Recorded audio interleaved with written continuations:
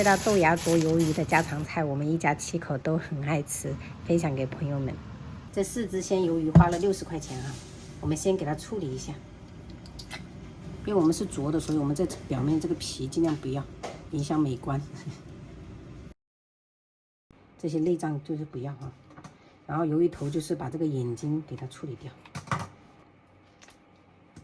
還有這邊翻過來，這裡有個牙齒，這個牙齒也給它擠掉。我覺得墨魚跟魷魚比起來，就是魷魚吃起來就会肉質更嫩一點。找到這一根線，就是從這個地方剪開，這樣等一下再改花刀的時候不會受影響啊。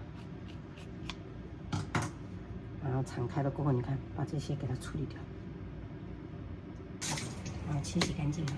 這個魷魚裙邊哈，跟這個魷魚頭我打算放着，晚上可以煮滷麵或者是鹹粥。然後我們只要這個用來改刀就可以了。魷魚打花刀就是從肚子這一面打啊，然後刀就這樣子45度斜。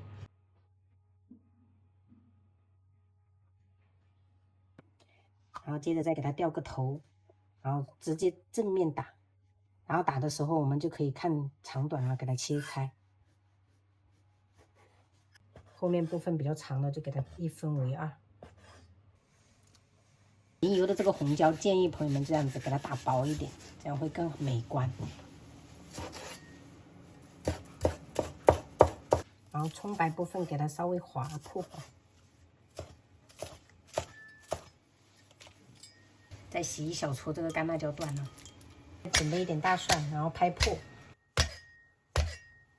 切成末。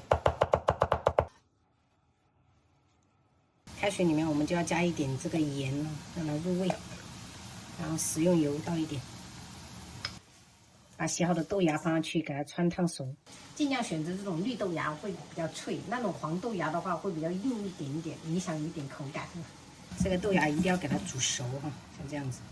大概4、5分鐘吧，然後給它打撈起來，放到盤底啊。接下來我們就加點薑片，然後一個蔥節，少許的料酒，給它煮個1分鐘哈。接着我們再下入這個魷魚，給它汆燙個1分鐘左右就可以了。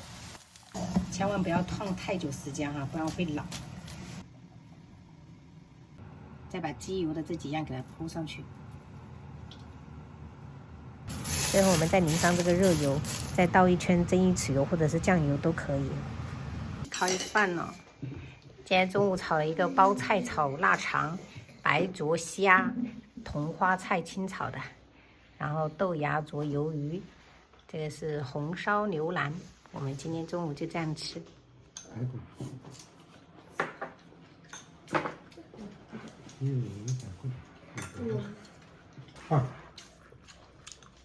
那個雞你吃不了。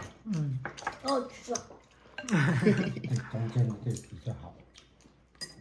那些的。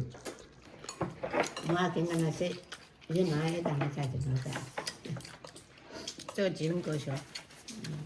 這個黑白色不是又重新拿了？對。 4加4等於8，8加8等於16。16是26。醬油啊。 32。知道要快吃啊。我怎麼整？